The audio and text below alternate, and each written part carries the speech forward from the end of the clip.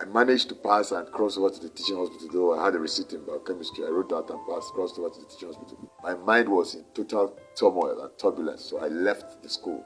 I had to take to pushing a wheelbarrow. In fact, it's the grace of God that I'm alive. I'm supposed to have died since because of this boy.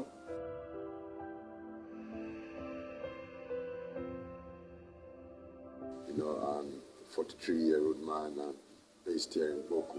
My story actually began, I went to primary school here in Boko, in nursery school, Kusaki Nursery and Primary School. From here I proceeded to Government College, Makodi, where I did my secondary education, and I graduated in 1995 as the best graduating student of the institution that year. My plan was actually to go and study engineering, petroleum engineering to be precise. But I had some Indian teachers who taught me biology, and my father was also a teacher in that school. And he bought the Joint Admission and Matriculation Board exam form for me. I failed petroleum engineering. And so he came back and told me that my Indian teacher said that the best course for me to read was medicine, not engineering. And my father he was a disciplinarian. You couldn't, as a child, you didn't have the courage to question his decisions or his judgments or his counsel. So once he said that the teacher said it was medicine I was supposed to read, not engineering, he said I should change the course. So I changed the course to medicine. And when I got to Ibadan. And the first year was okay. 200 level was when the problem began, because my brain structure was trained to understand things and remember them by understanding them. But I managed to pass and cross over to the teaching hospital, though I had a receipt in biochemistry. I wrote that and passed, crossed over to the teaching hospital. My mind was in total turmoil and turbulence, so I left the school. I wandered around Nigeria, went to Borno, went to Chad, went to Sokoto. I traveled almost across the country. Sometimes I was just, wherever night finds me, that's where I sleep, So having gone around, even the places where Boko Haram is attacking today, I was in some of those local governments, in Baga, in Bama, in Borno State. I traveled back to Ibadan.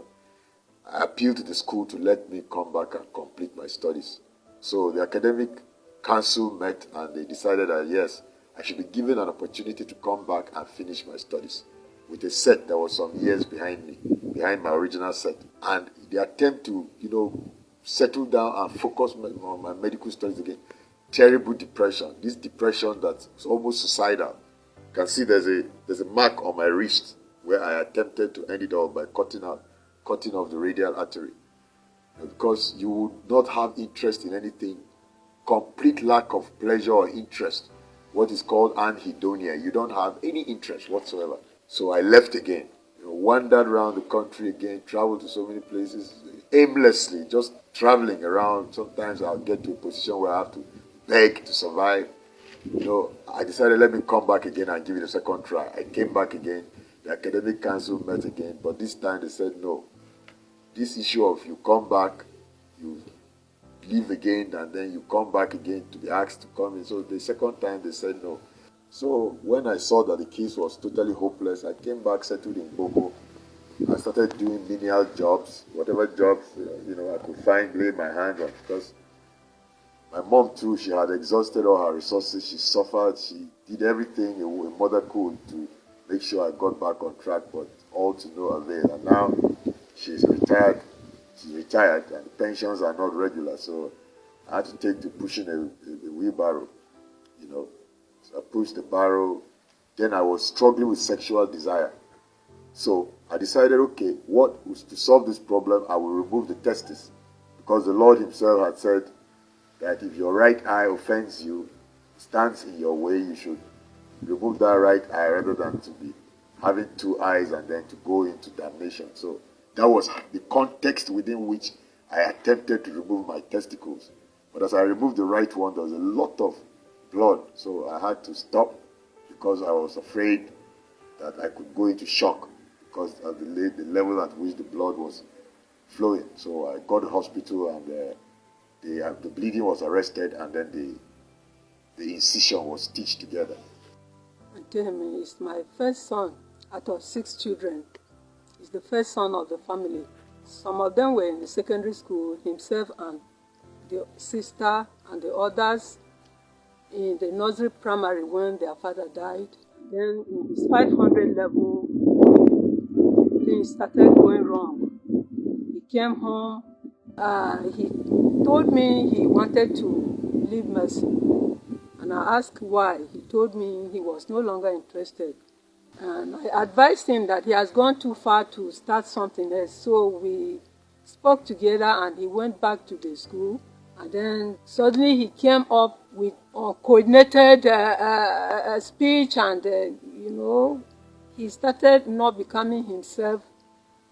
I didn't understand the way he was behaving very abnormally, not like he used to talk to me aggressively, and the other siblings, he was no longer friendly as we used to know him.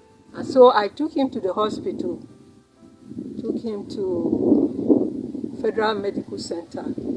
He just left the bed and left me alone there. I was just crying around looking for him. And I made effort. The father is no longer alive, lonely as a widow, moving from one place to another, trying to see that this child, how can a child like this get useless? It touches me, but because I know God, I have not given up. I've been trusting my God that this boy can never be like this. One day, it will be a story that God will take his glory. Now he came back and started pushing wheelbarrow.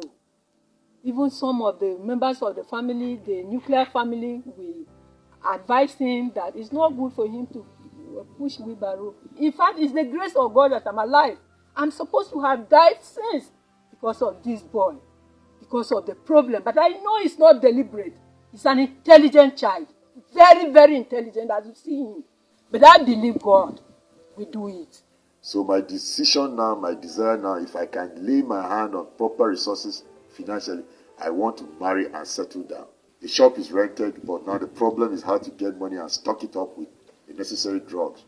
So I believe that with a chemist to take care of and a wife who loves me and I love, I believe my life will be more stable. So I'm appealing to well-meaning individuals, corporate bodies, the government of Benue State, the governor himself, His Excellency Dr. Samuel Otom, to come to my aid, to help me, to stabilize my life. And I'm grateful to all those who have shown concern. It has rekindled my faith in humanity, because having gone through the things I was going through, I lost hope. I didn't have any hope. I was just living from day to day. I didn't care about life. I felt that life was over. I was just living like someone who had life imposed upon them.